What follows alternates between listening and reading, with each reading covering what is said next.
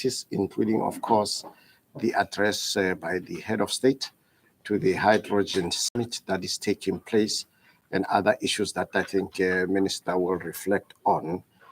My name is William Baloy, and our sign language interpreters today will be Leandra May, and she'll also be joined by Unati Gave.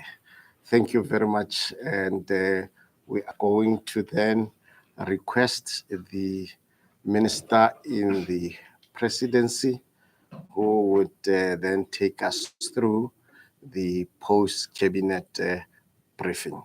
And thank you very much. Minister.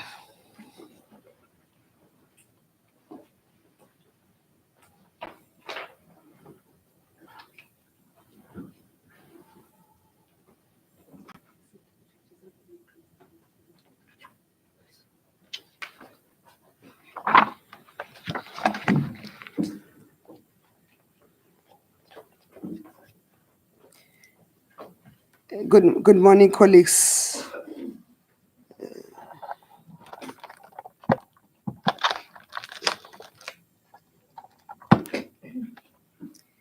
Good morning, colleagues. As explained earlier, the president was addressing the hydropower conference, and also because of the national disaster that we have, Minister Tlhabisa has been addressing a briefing on the situation that is happening in the Eastern Cape. Because those are important events, we needed to defer the start of this press briefing to allow those announcements to take place. This is a statement on the cabinet meeting of Wednesday of 11 of June? 11 June 2025, which was yesterday.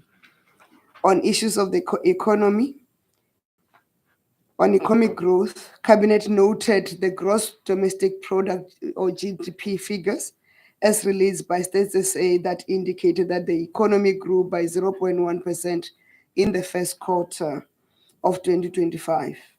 And this follows an increase of 0.4% in the fourth quarter of 2024. Amongst others, the agriculture, forestry and fishing industry increased by 15.8%, whereas the transport, storage and communication industry increased by 2.5%. Furthermore, the trade, catering and accommodation industry increased by 0.5%. Cabinet remains concerned about the decline in the manufacturing industry, more so when government has prioritized boosting local manufacturing, and thus Cabinet awaits the finalization of the revised industrial policy. Government understands the impact of the challenges within the freight and logistics that continues to impact the growth of the mining industry, which has also experienced a decline, and we are maintaining a razor-sharp focus on the work of Operation Vulindlela Phase 2 and government business partnership in urgently resolving the logistic challenges that are hampering the economic growth of this country. As such, Cabinet welcomes the approval by the National Assembly of the 2025 fiscal framework that will increase government spending on infrastructure investment to 1 trillion rands over the 3-year period, because government spending has been declining for over a period of time. That's provision for an investment of 1 trillion rands period to increase that spending, the economic growth. On the quarterly labor survey, Cabinet has noted media reports that raise concerns about the employment figures from the informal sector in the quarterly labor force survey recently released by Stats SA. The quarterly labor force survey collects data on the labor market activities of individuals aged 15 years and older on a quarterly basis. Furthermore, Stats SA produces a comprehensive report every 4 years, which includes a dedicated module for the Survey of Employers and Self-Employed, commonly known as the SESE, which is SESE. This survey aims to provide in-depth insights into the characteristics and operations of the informal sector businesses within South Africa. Cabinet has been discussing the option of either a quarterly or annual SESE, which is a survey of employed and self-employed. However, Stats SA will require access to a business register of informal businesses, which is currently absent wherein Stats SA will be able to draw a representative sample. We previously announced that Cabinet approved the National Business Licensing Policy, which will enable a standardization of licensing of informal businesses, amongst others, and over a period of time of its implementation, or this policy implementation, the Department of Small Business Development should be able to create a reliable register of informal business that will improve the ability of Stats SA to draw reliable reliable data for the QLSF, and the possibility of implementing an annual SESE, which is the survey of the employed and the self-employed. On justice and crime prevention,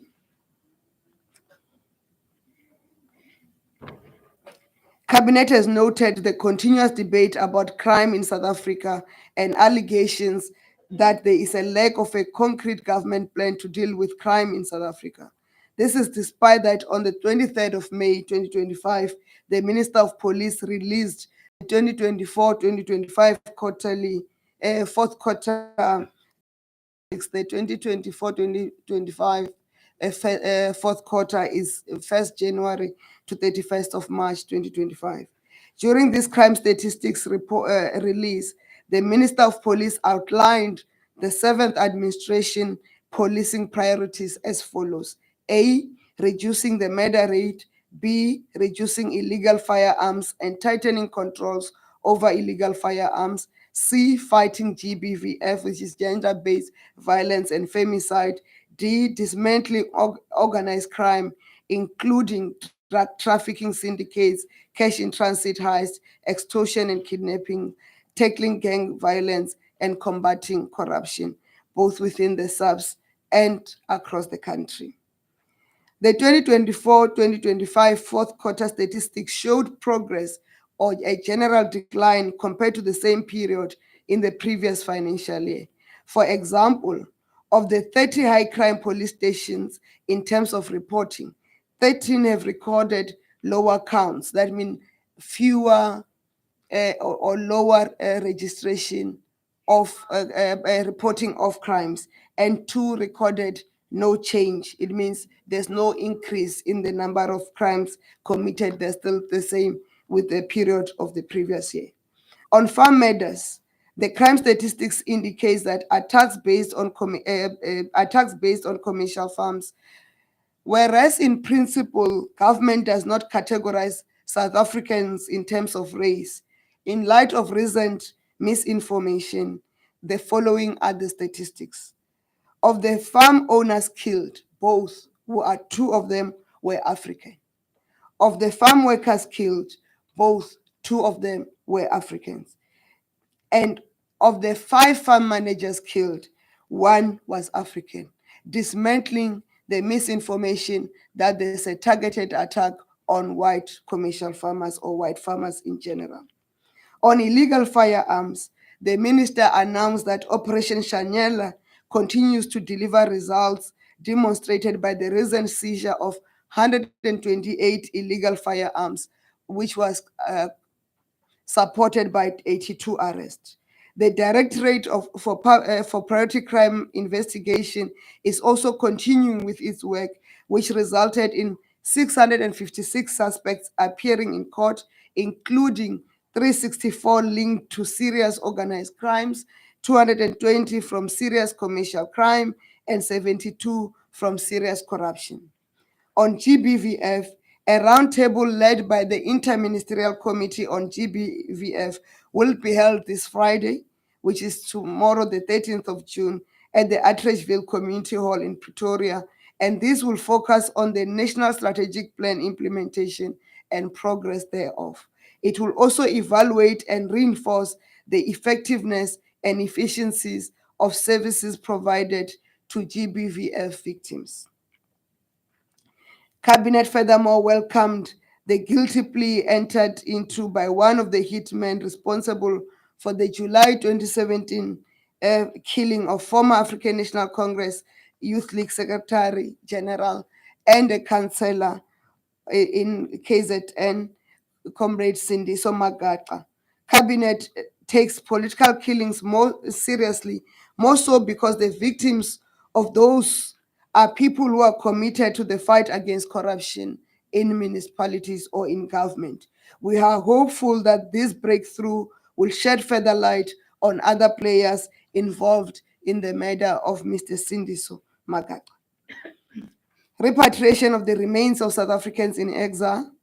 Cabinet welcomes the launch of phase 2 of the exile repatriation project, which also includes the reburial of the Khoi and San ancestral human remains, whilst tracing and exhuming and returning back home the remains of liberation fighters who died in exile remains a focus. The initiative to bring home and the reburial of the remains of the Khoi and San from outside the country is important in the accurate recording of the ancestry of this country. The process of the reburial of the 58 ancestral remains of the Khoi and San that originated from the Northern Cape is at the advanced stage, and consultations with affected communities are underway. This initiative builds on the success of the repatriation of 49 former freedom fighters in 2024, and it is a testament to government's commitment to addressing historical injustices and fostering a sense of unity and healing within the nation. A joint delegation will soon embark on a technical mission to Angola, Lesotho, Zambia, and Zimbabwe to conduct further research, cemetery record inspections, and grave mapping. I did not bring my water with me, so I'm very dry. Celebration of the establishment of the Constitutional Court.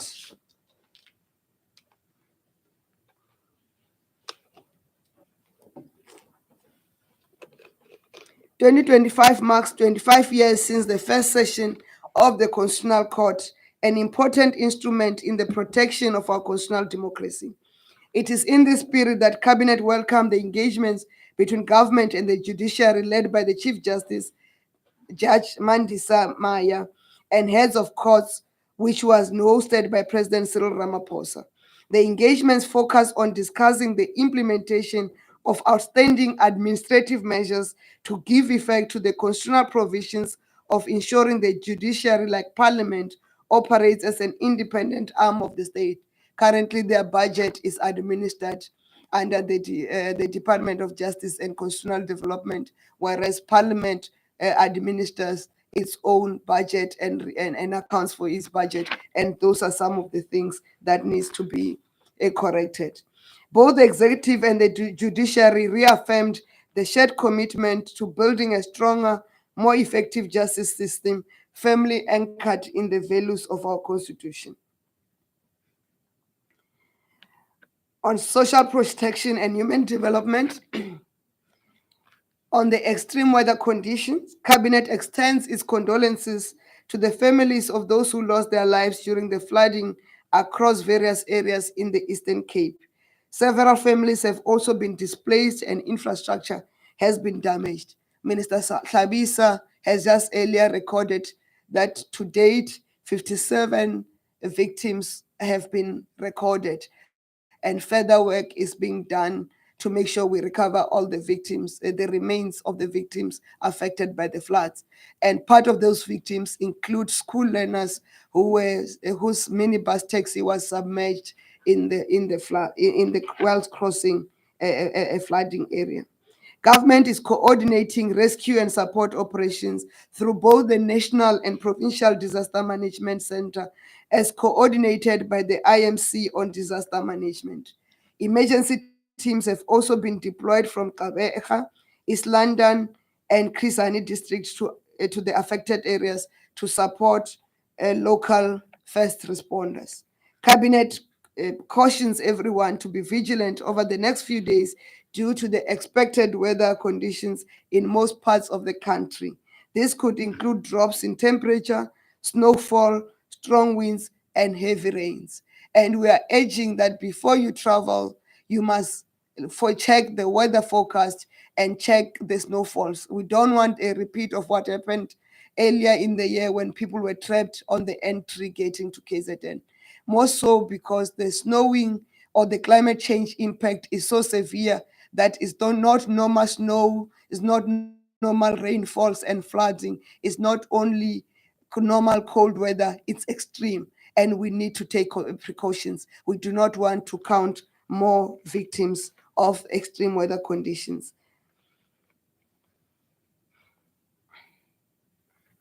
On health, on the new COVID-19 variant in certain regions in Asia, operative word in certain regions in Asia, don't say it's in South Africa. Cabinet assures South Africans that the country is, through the Department of Health, closely monitoring the emergence of a new COVID-19 variant known as Nimbus or NB1 1.8.1, associated with a rise in cases in certain regions of Asia. Cabinet calls on all citizens to ensure good hygiene practices, including avoiding unnecessary handshaking, washing hands with soap, covering the mouth when coughing, using a mask when one has flu, and staying home when one is not feeling well. We have demonstrated during the COVID-19 pandemic that through these simple measures, we could reduce the spread of respiratory illnesses. On foot and mouth diseases, Cabinet welcomes the swift response by the Department of Agriculture following an outbreak of foot and mouth disease. The provinces most impacted are KwaZulu-Natal, Mpumalanga, and Gauteng. And Gauteng, it was imported because despite the warnings that were issued, people continued to move livestock to the province of Gauteng. The department has ordered over 900,000 doses of vaccines, with the first batch expected to arrive soon. In areas where there are active outbreaks, all infected properties are placed under quarantine. No movement is allowed into, out of, or through these areas or farms.